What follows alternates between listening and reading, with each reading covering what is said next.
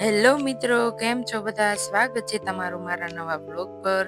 તો આજે આપણે છીએ ધોલેરા અને અહીંયાથી આપણે જવાનું છે એક એવા મંદિરે જ્યાં ગમે તેવી ઉધરસ થઈ ગઈ હોય, દવાથી પણ ના મળતી હોય ત્યાં ફાફડાની માનતા રાખવાથી ઉધરસ મટી જાય છે. તો આપણે પણ ત્યાં માનતા પૂરી કરવા માટે જવાનું છે. તો બન્યા રહો મારા બ્લોગ પર, જઈએ આપણે.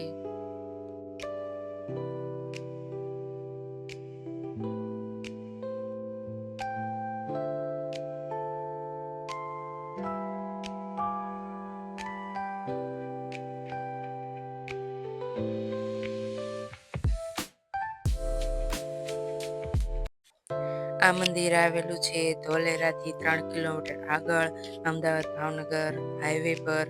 પણ આ મંદિર હાઈવે પરથી દેખાતું નથી, ત્યાંથી પણ 1 કિલોમીટર અંદર છે.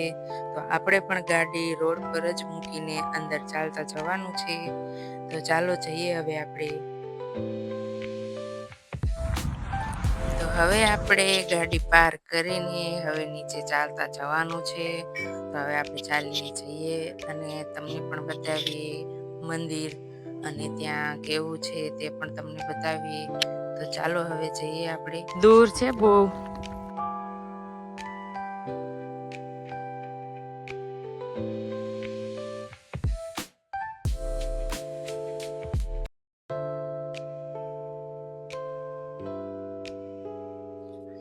જો બધા આગળ ચાલ્યા જાય છે અને સામે લીમડો દેખાય ત્યાં આપણે જવાનું. તો હવે આપણે અહીંયા થોડી જ વારમાં પહોંચવાના છીએ.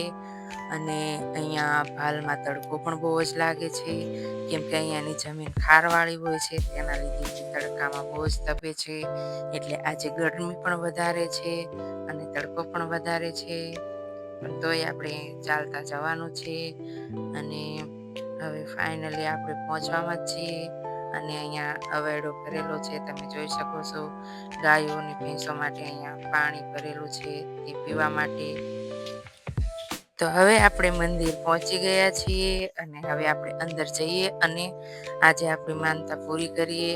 અને આપણે ફાફડા પણ ત્યાં ધરવાના છે, તો ફાફડા પણ ધરી દઈએ. અને અહીંયા ગમે તે ઉધરસ કે ચાસણી થઈ હોય તો 100% વગર દવાઈ અહીંયા મટી જાય છે. તો હવે આપણે અંદર જઈએ અને દર્શન કરી લઈએ અને પછી જઈએ ઘર તરફ. અને અહીંયા જો સાવળિયા દાદાનું મંદિર છે. તો હવે અમારી માનતા પૂરી થઈ ગઈ છે અને આજનો વ્લોગ પણ આપણે અહીંયા પૂરો કરીએ છીએ. તો તમને અમારા વિડીયો કેવા લાગે છે તમે કમેન્ટ કરીને જરૂરથી જણાવજો. અને જો તમને મારા વિડીયો પસંદ હોય તો મારી ચેનલ લાઈક, શેર અને સબસ્ક્રાઈબ કરજો. મળીએ હવે એક નેક્સ્ટ વ્લોગમાં. ત્યાં સુધી આવજો. Bye bye.